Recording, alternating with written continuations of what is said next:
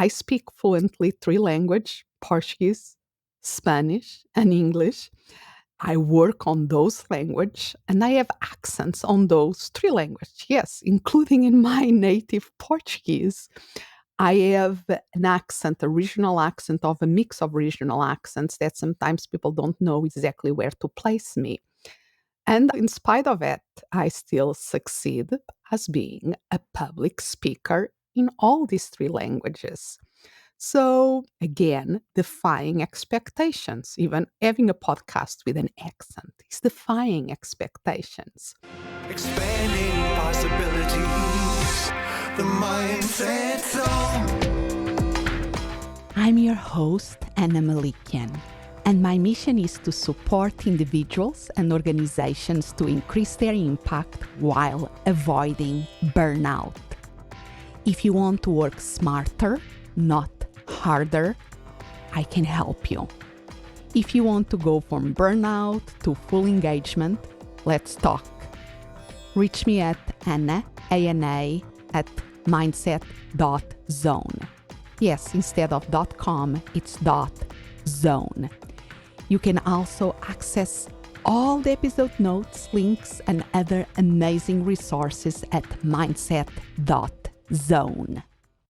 This week, I've been focusing on reflecting about how in my life I have defied expectations, and how in so many ways most of us have defied expectations in our lives, either expectations that are imposed by others or even expectations that we self-impose in ourselves, like limited beliefs and even mindset blind spots that we have.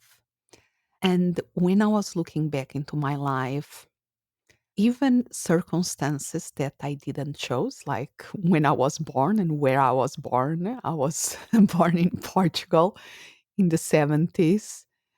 And interesting enough, I was born in a historical period in Portugal. I was 1 year old during the Carnation Revolution, when there was a military coup in Portugal that transitioned the country from a dictatorship into the democracy, and they succeed. And they did it in a very peaceful way, to the point that the reason that is called the Carnation Revolution is because is the image of it is that they put the carnations in guns as representation that they were doing in a peaceful way. Yes, there was a ton of other circumstances involved there that really defy everybody expectation of what a military coup is about and the results of it. So that is the circumstances and the culture that I was born into, and it's fascinating. The Portuguese culture has interesting mix of stuff, and this was the one where I was born with. That in many ways brought a spirit of change and even resilience to my life path and journey. And then, if I think about when I was young in school, even in lower school, I remember that I always struggle with spelling in a very, very big way. At the time, we used to, the teacher will read like 1 page of content, like 3 or 4 paragraphs of a text, and we like a dictation, and we had to write it down. And I remember that in 1 page, I will have 30 spelling mistakes or more. So, really very serious for the time. That was like a big thing. And afterwards, I understood why it was undiagnosed dyslexia that was creating my issue with the spelling. But at the time, even I was very good already at math and social science, but not doing what uh, was expected in that was a tough circumstance for me. And I was lucky that the teacher, even not knowing much about dyslexia, she understood that was a very specific challenge. And because I was good in the other things, she didn't keep me back that she at the time could have done it. Most teachers at the time would have done it. And I defy expectations for her and for my parents that they thought, okay, I could survive in school, but not really thrive. When then in middle school and afterwards in high school, I became an excellent student with lots of grit and determination, ending high school as, if not the best, one of the best students in my high school. So is this sense of this defying the expectations. I can look back and see that I can do this. And that determination and that spirit of hard work has fueled a lot of my success then and now. And even I remember back in high school that I was good at math, I was good at science more than languages. And I remember that we had this gaming computer at the time that I learned a little bit how to code it.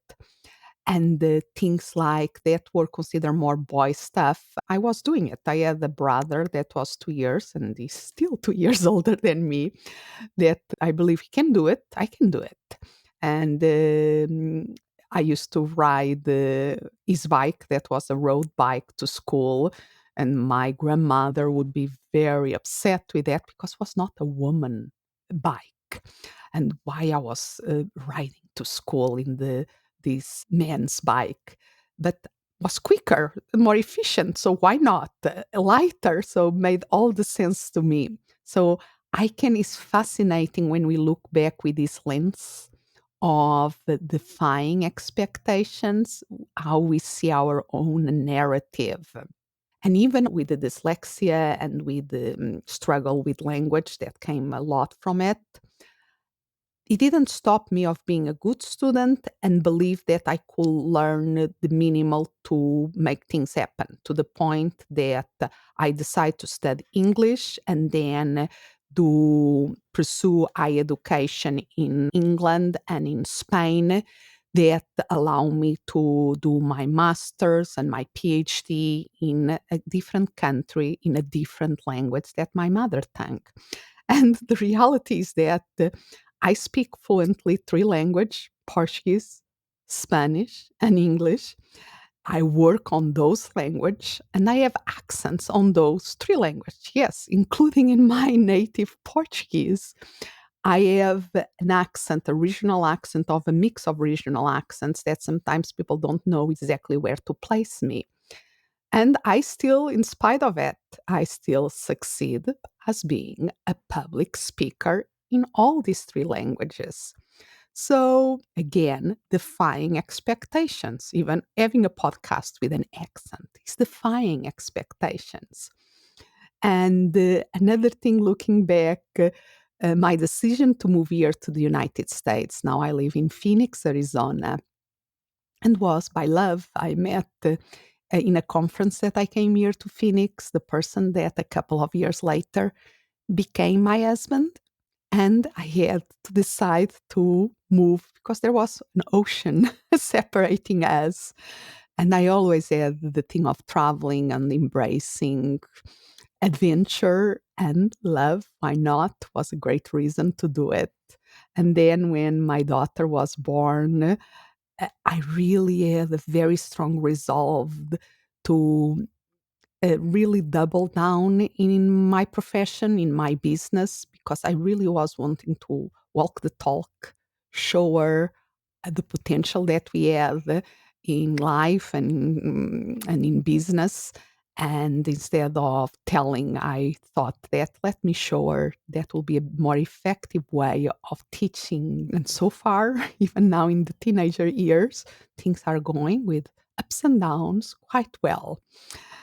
And going back to defying expectations, I have to also put a big, big pause point when I was diagnosed with my inflammatory breast cancer in my early 40s because, how do you say, the expectations in terms of survival rate, the 5 year survival rate for the inflammatory breast cancer, at, at the time the studies were showing only 5 years. So was a big wake up call in so many different levels. But I refused that. Okay, I can make at least have a fighting chance. And I'm still standing here now. That is great.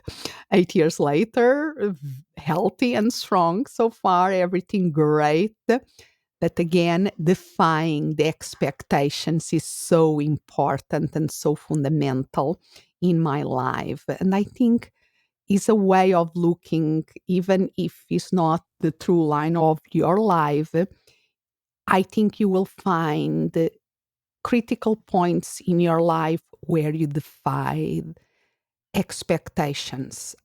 And because life throws us circumstances that we have to deal with. And if we arrive at a certain point in our lives, we have defy expectations for sure.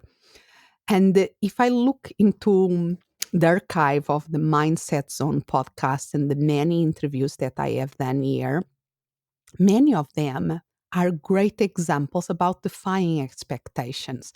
Even recent ones. I recently interviewed Nicole Findy about her concept of embracing tree hugging up capitalism. That is a different way of approaching business. It's defying the expectations that people have of capitalism that cannot be ecologically friendly and so many other things and profitable, or being ecologically friendly cannot be profitable. So it's defying all these expectations that, in this case, society imposing business.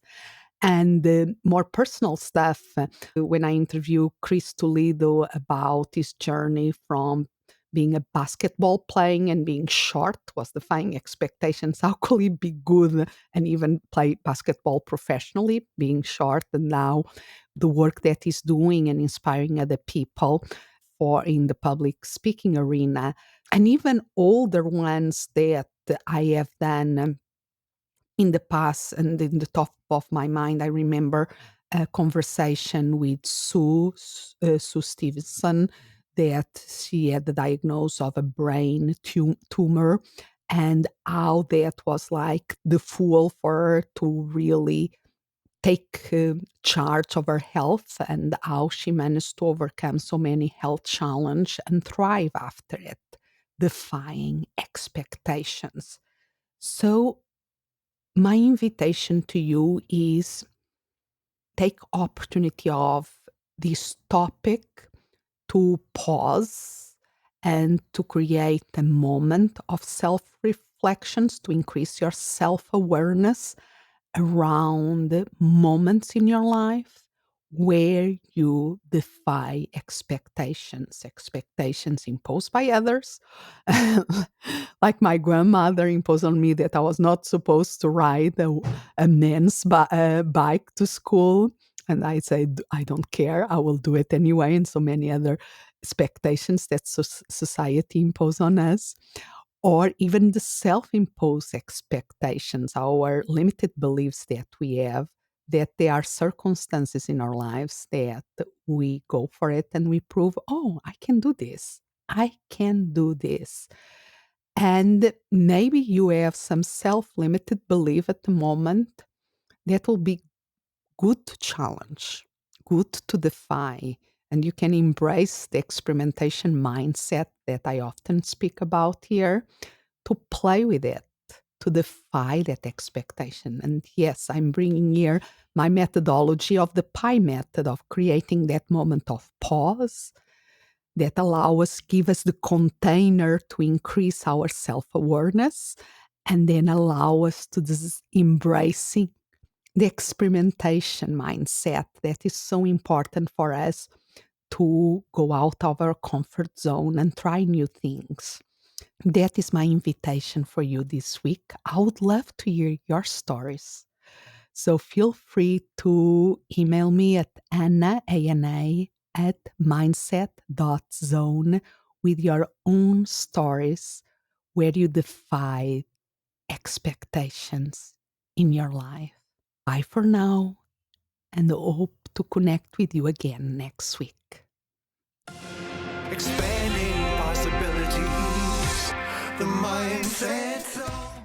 Thank you for listening, and remember to follow this podcast. And if you're listening in Apple Podcasts, please leave us a review. That really helps us spread the word about the Mindset Zone. Also visit mindset.zone. Yes, instead of .com is .zone. There you can find amazing resources and more information about my speaking and how I support purpose-driven individuals and organizations increase their impact while preventing burnout. As always, I'm so grateful you are here. Expand what's possible for you, for the ones around you, for the world.